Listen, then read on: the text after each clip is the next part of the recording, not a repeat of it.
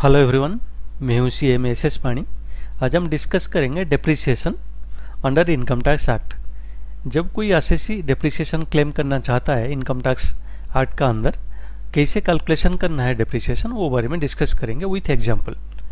तो पहला जो कंडीशन है, अगर कोई एसएससी लेना चाहता है, डेप्रिसिएशन क्लेम करना चाहता है, तो जो पहला कंडीशन है, जो एसेट का ऊपर वो लेना चाहता है डेप्रिसिएशन, उसका वो ओनर होना चाहिए, ओनरशिप होना चाहिए। सेकेंड जो कंडीशन है, वो एसेट वो बिजनेस में यूज होना चाहिए। तो जो दो कंडीशन है, तो पहला है वो ओनर होना चाहिए एसेट का, और वो बिजनेस में यूज होना चाहिए। जो प्रीवियस ईयर या फाइनेंशियल ईयर का अगेंस्ट में वो लेना चाहता है, क्लेम डेप्रिसिएशन करना चाहता है, वो ईयर में वो यूज होना चाहिए। और डेप्रिसिएशन हमको both tangible and intangible asset दोनों का ऊपर हमको डेप्रिसिएशन मिलेगा। डेप्रिसिएशन कैसा कैलकुलेशन करना है और ब्लॉक ऑफ एसेट क्या है, हमारा जो डेप्रिसिएशन कैलकुलेशन करेंगे इनकम टैक्स एक्ट का अंडर, वो टाइम में हमको ब्लॉक ऑफ एसेट का ऊपर डेप्रिसिएशन हम कैलकुलेट करते हैं। तो ब्लॉक ऑफ एसेट्स क्या है? ब्लॉक ऑफ एसेट है assets falling in same class of assets for which depreciation rate is same. ये एग्जाम्पल लेके हम समझते हैं। तो अभी हम डिस्कस किए, तो हमको जो डेप्रिसिएशन मिलेगा बोथ टैंजिबल एसेट और इनटैंजिबल एसेट्स दोनों का ऊपर मिलेगा। हमारा जो डेप्रिसिएशन रेट है डिफरेंट, ये क्लास ऑफ एसेट्स के लिए डिफरेंट है। सपोज हमारा बिल्डिंग है, बिल्डिंग में 3 रेट है, 5% है, 10% है, 40% है। फर्नीचर एंड फिटिंग्स में 10% है। मशीनरी एंड प्लांट्स में 15%, 20%, 30%, 40%, 45% है। इंटेंजिबल एसेट के लिए हमारा एक ही रेट है, 25% है। तो हमारा टोटल जो ब्लॉक ऑफ एसेट 10 है, टोटल 10 ब्लॉक ऑफ एसेट्स है। तो ब्लॉक ऑफ एसेट्स कैसे हम करेंगे, हम एग्जांपल लेके समझते हैं। सपोज मेरा पास 10 बिल्डिंग है, वो जो 10 बिल्डिंग से 3 बिल्डिंग जो है उसका जो डेप्रिसिएशन रेट है 5% है, और 4 बिल्डिंग है उसका डेप्रिसिएशन रेट है 10% है। बाकी जो 4 बिल्डिंग बच गया उसका डेप्रिसिएशन रेट है 40% से। तो ये केस में मेरा क्या होगा ना, बिल्डिंग में मेरा 3 ब्लॉक हो जाएगा, और मेरा पास फर्नीचर है उसके लिए भी 1 ब्लॉक हो जाएगा। और मशीनरी एंड प्लांट में भी जो परसेंटेज, मशीनरी एंड प्लांट में 15% का जितना एसेट है वो एक ही ब्लॉक है, 20% का जितना एसेट है वो एक ही ब्लॉक है, 30% का जितना एसेट वो एक ब्लॉक होगा। ऐसा ही ब्लॉक होगा, लेकिन सेम क्लास में होगा। सेम क्लास मतलब क्या है, सपोज हमारा 10% भी डेप्रिसिएशन रेट बिल्डिंग में है, फर्नीचर एंड फिटिंग्स में भी 10% है। हम कुछ बिल्डिंग और कुछ फर्नीचर कोई एक हम ब्लॉक ऑफ एसेट नहीं कर सकते। ब्लॉक ऑफ एसेट ऐसा नहीं होगा।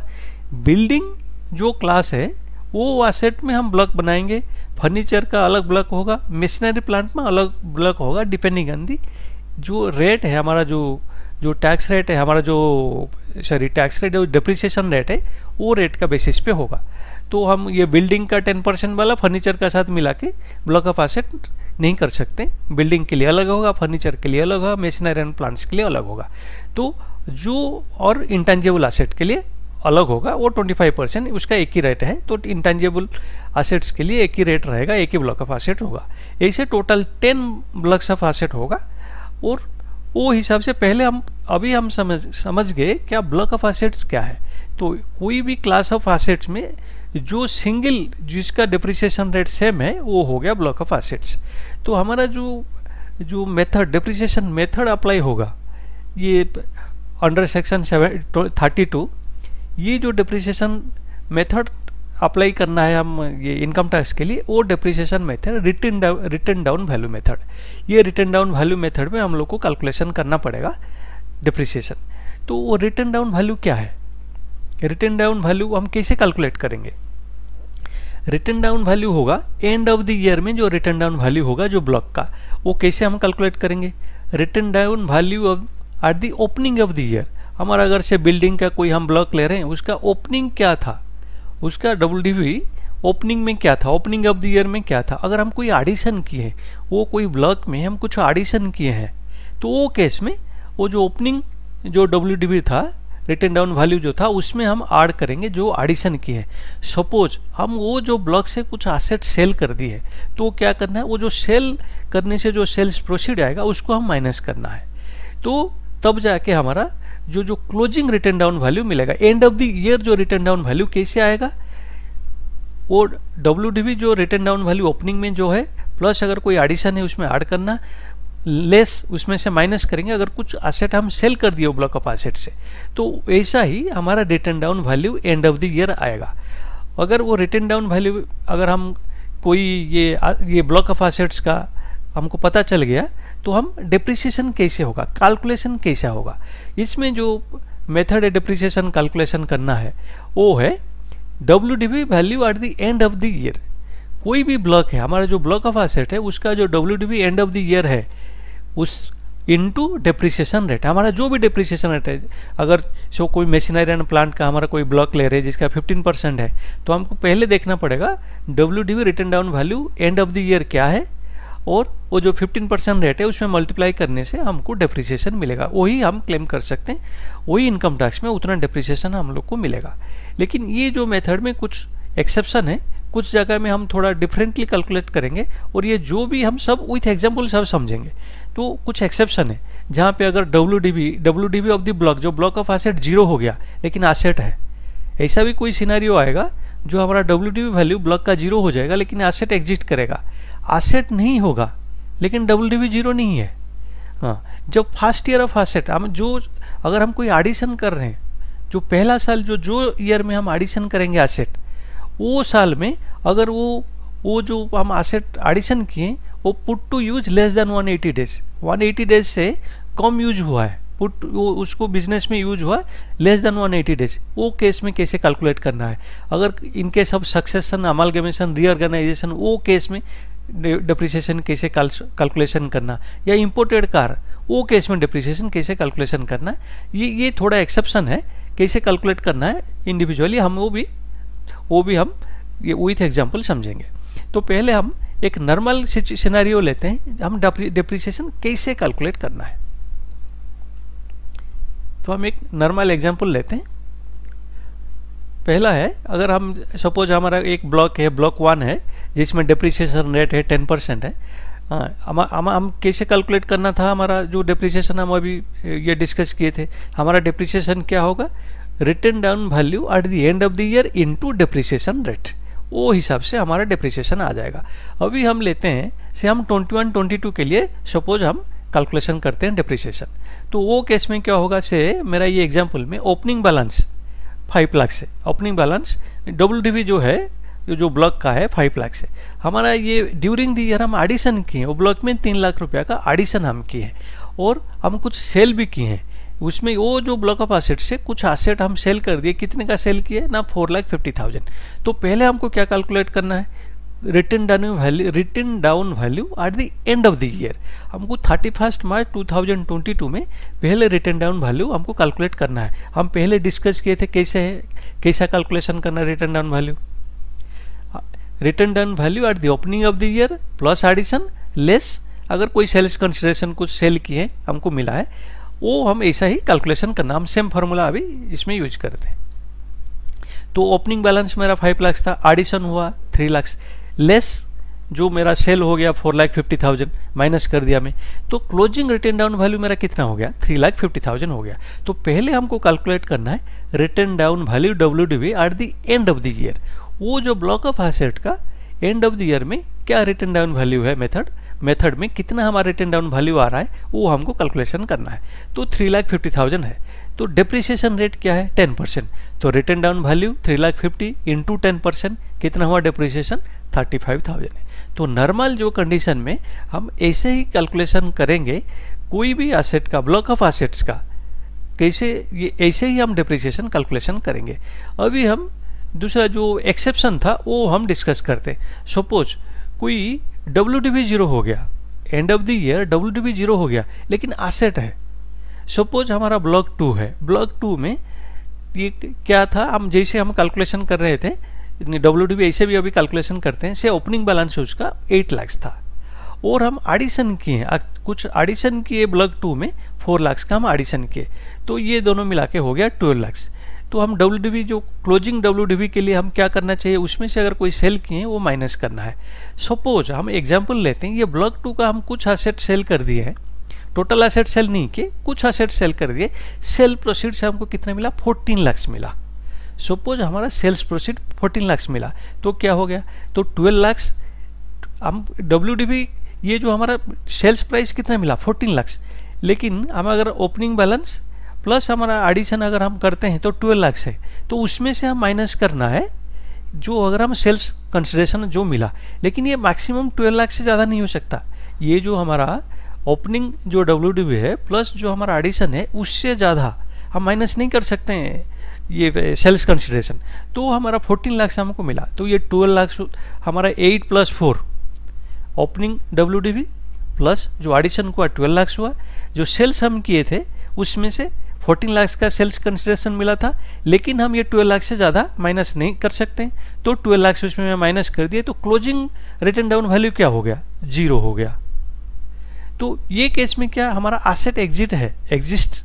ये ब्लॉक 2 में हम टोटल एसेट बेचा नहीं, कुछ एसेट बेचा जिसमें 14 लाख मिल गया, इसमें एसेट्स है, लेकिन WDV कितना हो गया, ईयर एंड का WDV कितना हो गया 0। तो 0 हो गया तो डिप्रिसिएशन क्या मिलेगा हमको 0, WDV इंटू रेट, WDV 0 हो गया तो जितना रेट भी होने से ये हो गया नील।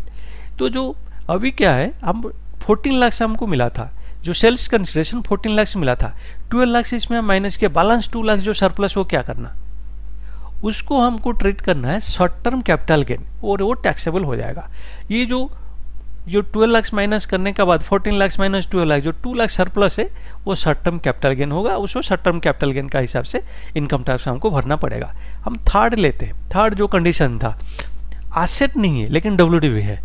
सपोज हम एक ब्लॉक लेते हैं, ब्लॉक 3 है हमारा, उसमें जो ओपनिंग WDV हमारा था वो ब्लॉक का 10 लाख था, हम 5 लाख का कुछ एडिशन किए हैं, 5 लाख का हम एडिशन किया, टोटल हुआ 15 लाख। वो ब्लॉक में जितना एसेट था हम सब बेच दिए, 100% एसेट सब बेच दिए। जो बेचने से कितना मिला, सिर्फ 12 लाख से हमारा सेल्स कंसिडरेशन मिला। तो हमारा जो कैलकुलेशन का हिसाब से हम WDV हम कैलकुलेशन करना है तो ईयर एंड में कितना होगा, अगर हम कैलकुलेशन करते 15 लाख माइनस 12 लाख हो गया 3 लाख, ठीक है, लेकिन एसेट ही नहीं है। ये तो WDV ये हम अगर कैलकुलेशन करने से 3 लाख आ रहा है, लेकिन एसेट ही नहीं है। अगर एसेट ही नहीं तो हमको डेप्रिसिएशन नहीं मिलेगा। एसेट अगर जो कंडीशन में बिल्कुल वो एसेट एग्जिस्ट ही नहीं कर रहा है जो ब्लॉक में, उसमें से हमको डेप्रिसिएशन नहीं मिलेगा। तो ये 3 लाख हमको क्या करना है, फिर 15 लाख से हमारा था 3 लाख था, वो 3 लाख क्या हो जाएगा, ये हो जाएगा शॉर्ट टर्म कैपिटल लॉस। ये ब्लॉक 3 के लिए शॉर्ट टर्म कैपिटल लॉस हो जाएगा 3 लाख से हम शॉर्ट टर्म कैपिटल लेस हो जाएगा। उसका ऊपर जो इनकम टैक्स का हिसाब से जैसा हम लोग को जैसे एडजस्ट करना है, जो भी करना है हम करके इनकम टैक्स हम कैलकुलेशन करेंगे। लेकिन ये केस में भी जब एसेट बिल्कुल एग्जिस्ट नहीं करता है कोई ब्लॉक ऑफ एसेट में, वो टाइम में हमको डेप्रिसिएशन नहीं मिलेगा, वो होगा डेप्रिसिएशन होगा नील। या जो सेकंड कंडीशन है, अगर WDV 0 हो गया हमारा लेकिन एसेट है, वो कंडीशन में भी हमको डेप्रिसिएशन नहीं मिलेगा। और अभी हम नेक्स्ट ये देखते हैं, जब हम फर्स्ट ईयर में जो एसेट अगर हम लेते हैं, थर्ड हमारा जो कंडीशन था, अगर कोई हम एसेट्स फर्स्ट ईयर पहला साल जो हम जब कोई एडिशन करते हैं पहला साल में कैसे डिप्रिसिएशन चार्ज करना है, अगर वो यूज हुआ put to use less than 180 days, 180 दिन से कम दिन यूज हुआ है, तब हम कैसे कैलकुलेशन करना है, और एक एग्जांपल लेके देखते हैं। सपोज हमारा ब्लॉक 4 है, ब्लॉक 4 में हमारा 1 अप्रैल 2021 में हमारा कितना था, ओपनिंग WDV था 5 लाख था, और हम एडिशन किए वो साल में 21-22 में हम एडिशन किए एसेट 1 एसेट 2, 2 एसेट एडिशन किए हैं। एक ओल्ड एसेट है, एक नया एसेट है, न्यू एसेट है। सो हम जो ओल्ड एसेट है कब हम एडिशन किए, 31 अगस्त 2021 में हम उसको एडिशन किए हैं, 2 लाख एडिशन किए। और जो न्यू एसेट हम 31 दिसंबर 2021 में एडिशन किए, तो टोटल 3 लाख हुआ, 5 लाख पर 3 लाख हो गया 8 लाख। उसमें से ये जो एसेट्स था हम कुछ एसेट सेल कर दिए, हमारा जो पुराना एसेट था हम कुछ एसेट सेल कर दिए। सो वो जो एसेट हम सेल किए, सपोज उसमें से हमको मिला 3,50,000। तो अभी हम क्लोजिंग WDV हम 31 मार्च 2022 का हमको निकालना पड़ेगा। जैसे हम पहले डिस्कस किए थे, हम डिप्रिसिएशन कैलकुलेशन करने के लिए हम क्लोजिंग WDV हमको कैलकुलेशन करना पड़ता है। तो ये केस में हमारा हो गया 4,50,000। अभी डिप्रिसिएशन कैसे कैलकुलेशन करना है, पहला है हमारा जो ओपनिंग था 5 लाख, उसमें से हम कुछ एसेट बेच दिए, सेल कर दिए, 3,50,000 का हम सेल कर दिए, तो बाकी कितना बचा 1,50,000। ये जो 1,50,000 है वो पूरा ईयर यूज हुआ है, वो ओपनिंग का है। तो 1,50,000 का ऊपर मेरा अगर ये जो डिप्रिसिएशन रेट 10% है, ब्लॉक 4 का से डिप्रिसिएशन रेट 10% है, तो 1,50,000 का ऊपर मेरा टोटल 10% होल ईयर 15,000 मिल जाएगा, जो नॉर्मली हम कैलकुलेशन करते हैं, नॉर्मल कैलकुलेशन का हिसाब से मेरा मिल गया। जो 2 लाख मैंने ऐड किया था, कब हम ऐड किए थे 31 अगस्त 2021। अगर 31 अगस्त 2021 में हम ऐड किए हैं तो मोर देन 180 डेज हम यूज किए हैं।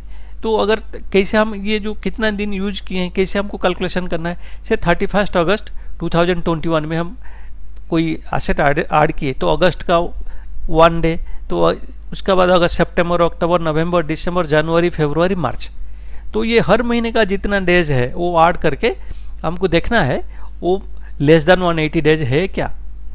अगर लेस देन 180 डेज है तो अलग कैलकुलेशन होगा। अगर 180 डेज या उससे ज़्यादा अगर हम यूज किए हैं कोई एसेट, जो नया एसेट जो हम एडिशन किए, वो केस में 100% डिप्रिसिएशन मिलेगा। तो ये केस में क्या है, ये मोर देन 180 डेज है, तो मोर देन 180 डेज होने से इसमें 100% मिलेगा, 10% मिला, तो 2 लाख का 10% हो गया 20,000। अभी जो थर्ड केस हमारा था, जो नया एसेट हम लिए थे दिसंबर 2021 में हम लिए, लेकिन वो कितना दिन के लिए, ये क्या ये 180 डेज से कम है, 180 डेज से ज़्यादा है, ये 180 डेज से कम है, क्योंकि दिसंबर का 1 दिन, जनवरी का 31, फरवरी का 28 और ये आपका मार्च का 31, ये लेस देन 180 डेज हुआ। तो आप ऐसे ही कैलकुलेशन करना पड़ेगा, जो दिन से हम पुट टू यूज किए, जो दिन से हम यूज किए वो कैलकुलेट करना है कितना दिन होता है, 1 + 31 + 28 + 31। तो ऐसे हमको कैलकुलेशन करना पड़ेगा। ये केस में कितना हुआ, इसमें हो रहा है 91 डेज, तो ये लेस देन 180 डेज, क्योंकि ये दिसंबर का 1 दिन, जनवरी का 31, फरवरी का 28 और मार्च का 31, तो ये केस में टोटल हो गया 91 डेज। हम यूज किए हैं पुट टू यूज 91 डेज, तो ये केस में लेस देन 180 डेज हुआ। अगर लेस देन 180 डेज होता है तो हमको 100% नहीं मिलता है, 50% मिलेगा। तो अगर हम 180 डेज से कोई एसेट कम यूज किया है, कोई अकाउंटिंग ईयर है जो फर्स्ट ईयर, जो ये कंडीशन आएगा जब हम एडिशन करेंगे, जो ईयर में एडिशन करेंगे नया एसेट, तो अगर लेस देन 180 डेज हम यूज किए हैं एसेट, तो वो केस में 50% हमको मिलेगा डिप्रिसिएशन। तो ये केस में 1 लाख का 10%, हमारा डिप्रिसिएशन रेट 10%, तो 1 लाख का 10% हो गया 10,000, क्योंकि 180 डेज से हम कम यूज किए, वो केस में हमको 10,000/2 5,000 मिलेगा। तो ये ब्लॉक हमारा, अगर हम ये एग्जाम्पल लेते तो ये केस में हमारा डिप्रिसिएशन कितना हुआ, 15 + 20 + 5 हो गया 40,000। तो ये जब हम कोई asset put to use less than 180 days ऐसे कैलकुलेट करते हैं। और एक चीज़ मैं इधर बताना चाहता हूँ, एक हमको इन एडिशन टू नॉर्मल जो डिप्रिसिएशन है उसका साथ हमको एडिशनल डिप्रिसिएशन में मिलता है। एडिशनल डिप्रिसिएशन हर जगह में नहीं मिलता है, और लेकिन एडिशनल डिप्रिसिएशन कितना % मिलता है, एडिशनल डिप्रिसिएशन 20% मिलेगा।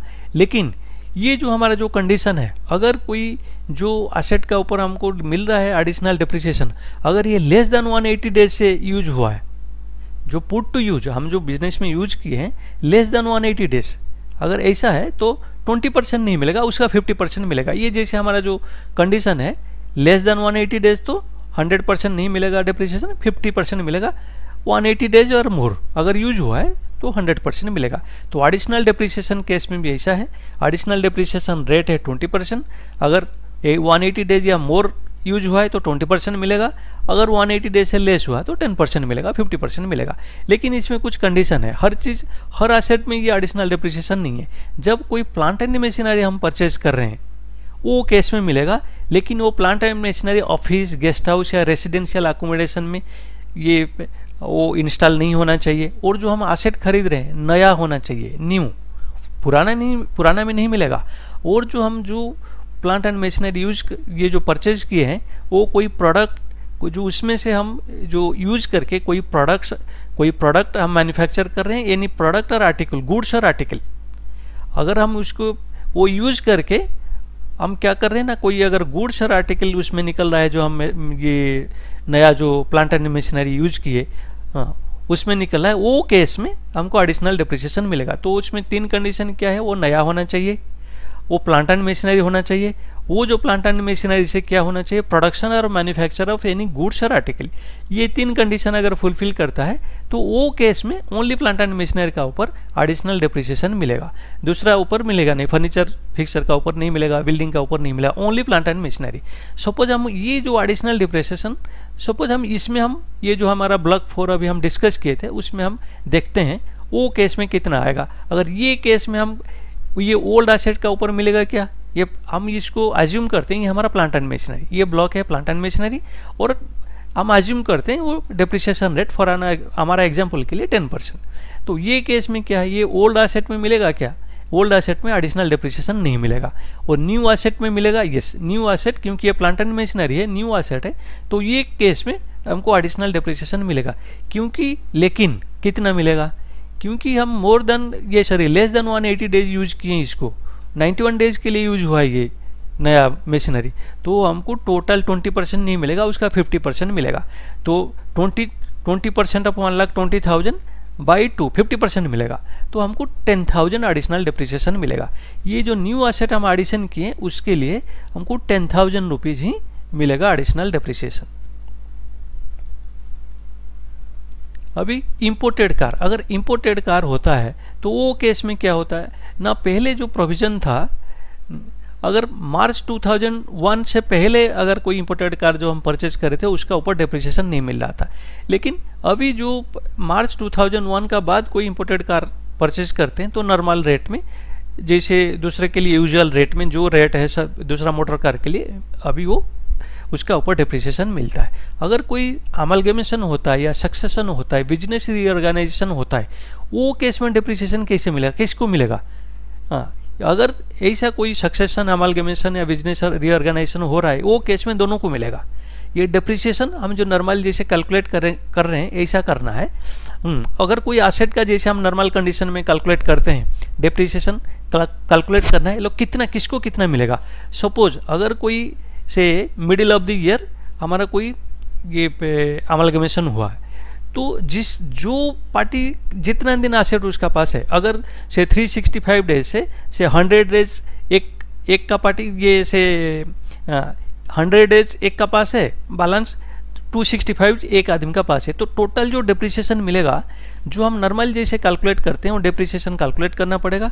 जिसका पास जितना दिन है उसको इतना दिन का, एसेट जिसका पास जितना दिन रहा उतना ही उसको डिप्रिसिएशन मिलेगा। तो डिप्रिसिएशन को डिवाइड करना पड़ेगा, जो भी डिप्रिसिएशन आता है डिवाइडेड बाई 365 इंटू जो अमलगमेटिंग कंपनी का पास जितना दिन था उसको उतना दिन का मिलेगा, अमलगमेटेड कंपनी के लिए जितना दिन था उसको उतना दिन मिलेगा।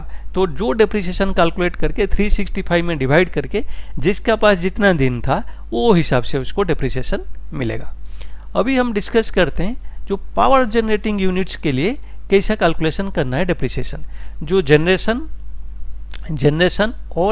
एंड डिस्ट्रीब्यूशन ऑफ पावर कर रहा है तो वो केस में कैसे कैलकुलेशन करना है डिप्रिसिएशन। डिप्रिसिएशन जो भी एसेट, अगर कोई पावर जनरेटिंग यूनिट्स जो भी एसेट एक्वायर किया है आफ्टर 31 मार्च 1997, तो जो भी एसेट वो एक्वायर किया है आफ्टर 31 मार्च 1997 वो कैसे ले सकता है, 2 बेसिस पे वो ले सकते हैं डिप्रिसिएशन। पहला क्या है, straight line basis. Straight line basis में कैसा लेना है, कॉस्ट ऑफ इंडिविजुअल एसेट, जो एसेट है वो एसेट का जो कॉस्ट है इनटू जो डिप्रिसिएशन रेट है। डिप्रिसिएशन रेट डिफाइन किया गया है इनकम टैक्स में बताया गया है।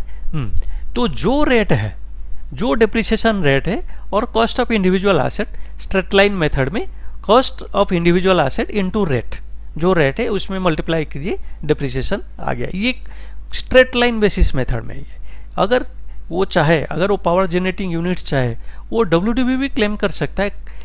अगर WDV का बेसिस पे वो करता है तो जैसे नॉर्मल ऑर्गेनाइजेशन जैसे करेंगे, अभी हम डिस्कस जो किए हैं, जो अगर नॉर्मल कैसे हम WDV कैसे कैलकुलेशन करना है, तो वो जैसे कैलकुलेशन करना है वो पावर जनरेशन यूनिट को भी वो हिसाब से उसको कैलकुलेट करना पड़ेगा। अगर WDV एक बार कोई पावर जनरेटिंग यूनिट एक्सेप्ट कर लिया, मैं WDV का हिसाब से मुझे डिप्रिसिएशन चार्ज करना है, तो फिर वो चेंज नहीं कर सकता है। एक बार अगर WDV कोई ये कोई पावर जनरेटिंग यूनिट अगर एक बार WDV को एक्सेप्ट कर लिया, वो हिसाब से डिप्रिसिएशन चार्ज कर रहा है, वो बाद में उसको चेंज नहीं कर सकता है। और एडिशनल डिप्रिसिएशन का बारे में क्या है, जैसे हमारा कोई नॉर्मल यूनिट के एडिशनल डिप्रिसिएशन मिलता है, क्या ये पावर जनरेटिंग यूनिट को भी एडिशनल डिप्रिसिएशन मिलता है? यस। वो कब से मिलता है? फ्रॉम फाइनेंशियल 13-14 डिप्रिसिएशन, ये सारी एडिशनल डिप्रिसिएशन भी मिलेगा कोई पावर जनरेटिंग यूनिट्स को, सेम कंडीशन है। लेकिन वो कौन सा केस में मिलेगा? अगर कोई power generating unit straight line basis पे डिप्रिसिएशन चार्ज कर रहा है तो वो उसको नहीं मिलेगा। ओनली अगर वो power generating unit WDV basis पे वो उसका डिप्रिसिएशन चार्ज कर रहा है, उसको ही मिलेगा सिर्फ additional depreciation from financial year 13 और 14। फ्रॉम फाइनेंशियल ईयर 13-14 से ये प्रोविजन है, उसको मिलेगा। अभी हम और एक ये जो पावर जनरेटिंग यूनिट के लिए हम एक टर्मिनल डिप्रिसिएशन और बैलेंसिंग चार्ज वो डिस्कस करते, वो क्या है? ये जो टर्मिनल डिप्रिसिएशन या बैलेंसिंग चार्ज कुछ कौन सा एसेट का ऊपर मिलेगा? जो एसेट ऑन व्हिच चार्ज ये depreciation charge on straight line basis. अगर कोई एसेट का ऊपर स्ट्रेट लाइन बेसिस पे कोई चार्ज किया है, जो पावर जनरेटिंग यूनिट्स चार्ज कर रहा है, वो टाइम में अगर वो सेल करता है तो कैसे कैलकुलेशन करना है, लॉस और प्रॉफिट को कैसे कैलकुलेशन करना है, टर्मिनल डिप्रिसिएशन या बैलेंसिंग चार्ज कैसे कैलकुलेशन करना है, वो डिस्कस करते हैं। पहले वो कैसे कैलकुलेशन करना है, टर्मिनल डिप्रिसिएशन या बैलेंसिंग चार्ज कैसे कैलकुलेशन करना है? WDV value of the asset of the opening of the year, जो एसेट का हम कैलकुलेशन करना है वो ओपनिंग ऑफ द ईयर उसका WDV क्या था, लेस सेल्स कंसिडरेशन। नॉर्मल जो WDV था उसमें से सेल्स कंसिडरेशन माइनस कीजिए। अगर सेल्स कंसिडरेशन ज़्यादा होता है WDV से क्या होगा, अगर सेल्स कंसिडरेशन कम होता है तो क्या होगा? सपोज हम एग्जांपल लेके समझते हैं। सपोज हमारा ओपनिंग रिटन डाउन वैल्यू था से 1/4/2021 में कोई एसेट का 5 लाख था और ये स्ट्रेट लाइन बेसिस पे पहले डिप्रिसिएशन चार्ज हो रहा था। ये सब कंडीशन फुलफिल कर रहा है, हम अज्यूम करते हैं। उसमें से हम उसको सेल कर दिए 3,50,000, वो एसेट 3,50,000 में हम उसको सेल कर दिए। तो अभी क्या 5 लाख से हमारा ओपनिंग था, 3,50,000 में हम उसको सेल किए तो 1,50,000 क्या हो गया? 1,50,000 हमारा लॉस हो गया। ये लॉस को हम टर्मिनल डिप्रिसिएशन बोलते हैं और ये डिडक्टेबल आज बिजनेस लॉस। तो अगर कोई पावर जनरेटिंग यूनिट्स के लिए टर्मिनल डिप्रिसिएशन ऐसे कैलकुलेट होता है। अगर पहला साल अगर फर्स्ट ईयर जो ईयर में हम कोई एसेट पुट टू यूज किए, मतलब जो एसेट को पहला जो ईयर में हम ये एडिशन किए वो साल में अगर हम सेल करते हैं, वो केस में ये अगर कोई ऐसा लॉस होता है हम सेल करते हैं, वो टाइम में उसको ये जो डिफरेंस होगा उसको कैपिटल लॉस ट्रीट किया जाएगा।